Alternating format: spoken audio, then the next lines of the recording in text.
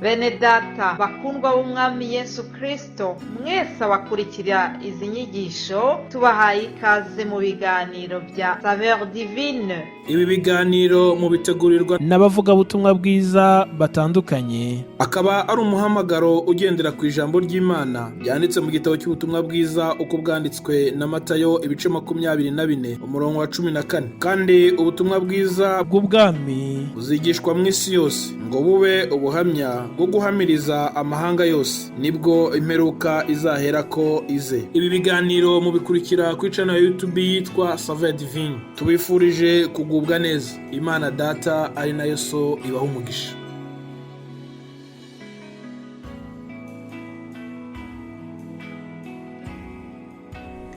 Yesu ashimwe inshuti bakundwa, ndabasuhuje mwese ndabahobiye mu izina rya Yesu. Ndi Odette Kandama muri Saveur Divine. Tugeza mu cyumweru cya gatatu gikurikira Pasika. Turashima Imana ikomeje kuturinda no kuturengera, kandi turacyashima amaraso ya Yesu yatumenekeye akatugira abo turi bo. Imana ishimwe. Narababwiye ngo abana b'Imana abakijijwe Pasika tuyihoramo, Pasika tuyiselebratinga buri munsi. Imana ibaho umugisha. Uyu munsi ndagira ngo tuvugane amagambo avuga ko imbaraga z'amaraso ya Yesu zikiza urupfu ruterwa n'ibyaha. Reka dusome amagambo y'Imana yanditse mu Bami ba mbere, igitabo cya mbere cy'Abami ibice 17, turasoma umurongo wa 17, dusimbuke dusoma umurongo wa 19 tugeze ku murongo wa 22. Hanyuma y'ibyo umwana w'uwo mugore nyir'urugo ararwara, indwara yiramukomereza kugeza aho yamumariyemo umwuka. Eliya aramubwira ati mpa umwana wawe, nuko amumukura mu gituza agenda amuteruye, amurirana mu cyumba cyo hejuru yari acumbitsemo, amurambika ku buriri bwe. Ahera ko atakambira Uwiteka ati Uwiteka Mana yanjye, uyu mupfakazi wancumbikiye nawe umuteje ibyago umwicira umwana. Maze yubarara ku mwana gatatu atakambira Uwiteka ati Uwiteka Mana yanjye, ndakwinginze ubugingo bw'uyu mwana bumusubiremo. Uwiteka yumvira Eliya, ubugingo bw'uwo mwana bumusubiramo, arahembuka. Imana ishimwe. Aya magambo dusomye ni inkuru ndende ihera ku gice nicyo gice cyose cya 17 uhereye ku murongo wa mbere. Ni inkuru z'umupfakazi w'Isarefati Imana yoherejeho Eliya ngo amutunge mu gihe akagezi kitwa Keriti Eliya yari yarahungiyeho, nabwo ari Uwiteka umuhungishirijeyo kari kamaze gukama. Hanyuma uko tubisomye rero mu magambo makeya ahangaha, uwo mupfakazi yari afite umwana, ariko igihe kiragera dusomye ngo ararwara. Hanyuma wa mwana agera igihe arapfa.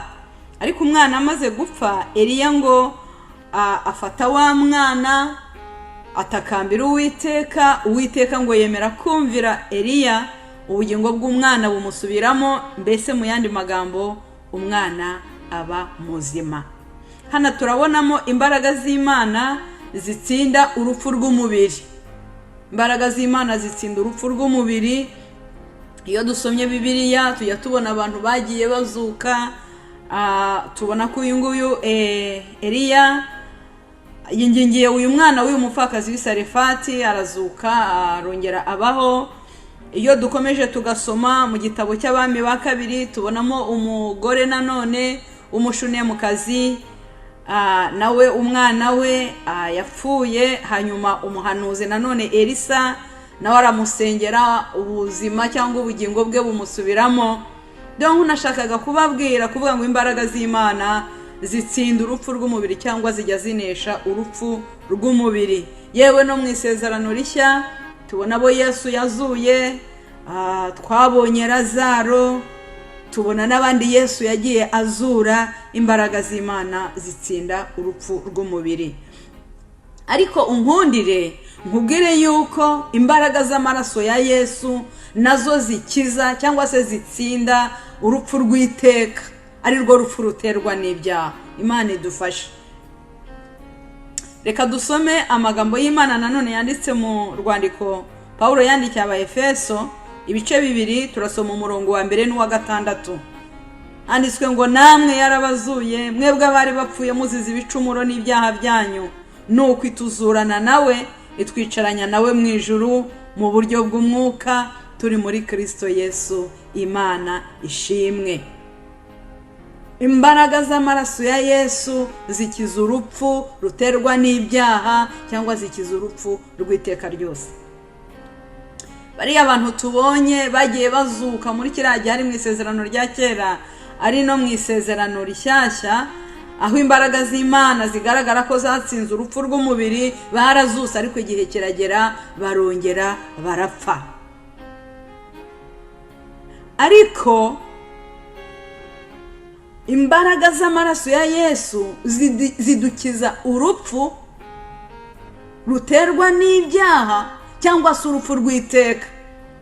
Abazuwe n'amaraso ya Yesu bo ntabwo bongera gupfa, bazabaho iteka. Imana ishimwe.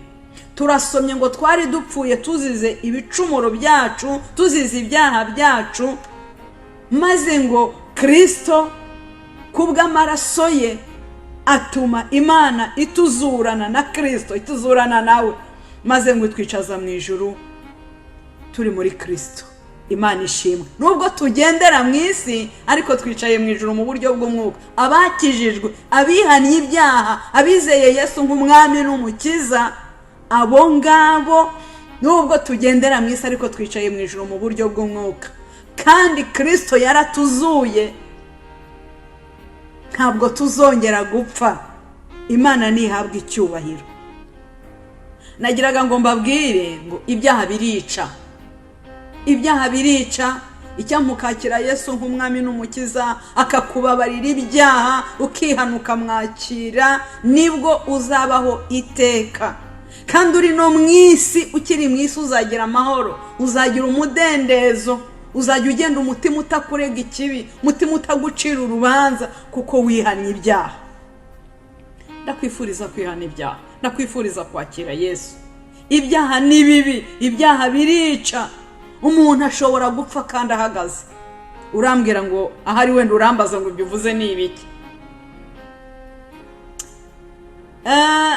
Mu nzandiko 7 Yesu yahaye Yohana ari ku kirwa cy'Ipatimo, yaramubwiye ngo wandikire itorero ry'Isarudi. Itorero ry'Isarudi Yohana arabwirwa ngo uribwire, ubwire itorero ry'Isarudi ngo rifite izina ry'uko ririho nyamara rikaba riri intumbi. Imana idufashe. Umuntu ashobora kubaho ariko Imana imubona yuko yapfuye, agapfa kandi ahagaze kubera ibyaha. Iri torero ryari rihari rinakora imirimo yose, ariko Yesu abwira Yohana ngo genda ubwire iri torero ngo nzi imirimo yawe, nuko ufite izina ry'ukuriho nyamara ukaba uri intumbi. Imana idufashe. Ariko uwihannye ibyaha akizera Yesu, we abapfanye na Kristo, akaba icyaremwe gishyashya. Nubwo yaba ari mu isi, birayatubwiye ngo uwo nguwo ngo yicaranye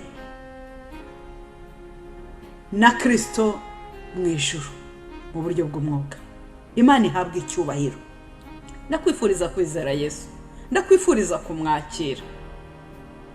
Bibiliya itubwira mu rwandiko rw'Abakolosayi ibice 3 umurongo wa 3 ugejeje ku wa 4, havuga ngo kuko mwapfuye kandi ubugingo bwanyu bukaba bwarahishanywe na Kristo mu Mana, kandi ubwo Kristo ari we bugingo bwacu azerekanwa, namwe muzahera ko mwerekananwe nawe muri mu bwiza. Imana ishimwe. Abapfanye na Kristo, ubugingo bwacu buhishanywe na Kristo nyine mu Mana, burahishwe. Kristo niyerekanwa, natwe tuzerekananwa nawe turi mu bwiza. Icyo gihe tuzaba amahoro, tuzaba tutagipfa. Abihannye ibyaha, abababariwe ibyaha, abizeye Kristo, tuzabaho iteka tutagipfa. Umva uko Bibiliya itubwira mu gitabo cya Yesaya ibice 25 umurongo w'8. Yesaya 25 umurongo w'8 haravuga ngo kandi urupfu azarumira bunguri kugeza iteka ryose. Uwiteka Imana izahanagura amarira ku maso yose, n'igitutsi batuka ubwoko bwayo azagikura ku isi hose. Uwiteka niwe ubivuze. Imana nishimwe. Abantu bizeye Kristo bazabana nawe mu ijuru. Urupfu ntabwo ruzabaho ngo azarumira bunguri. Imana ishimwe. Igitabo cy'ibyahishuwe nacyo kirabitubwira, ibice 21 umurongo wa 4. Haravuga ngo Imana izahanagura amarira yose ku maso yabo, kandi urupfu ntiruzabaho ukundi, kandi umuborogo cyangwa gutaka cyangwa kuribwa ntibizabaho ukundi, kuko ibya mbere bishize. Imana nishimwe. Ndakwifuriza kwakira Yesu nshuti mukunda. Wowe unyumva, ndakwifuriza kwakira Yesu kugira ngo imbaraga z'amaraso ye zigukize ibyaha kandi zigukize urupfu rw'iteka, uzabane n'Umwami Imana. Hahandi urupfu ruzaba rumizwe bunguri, hahandi Imana izahanagura amarira yose ku maso, kandi urupfu ntirwongere kubaho ukundi, n'umuborogo ukavaho, gutaka no kuribwa bikavaho, tukabana n'Umwami Imana mu birori byiza yateguye. Imana niguha umugisha. Ndakwifuriza kwakira Yesu, ndakwifuriza kumwizera, ukamwakira nk'Umwami n'Umukiza w'ubugingo bwawe, maze ukazabaho iteka utikanga ikibi. Imana nibaha umugisha mu izina rya Yesu.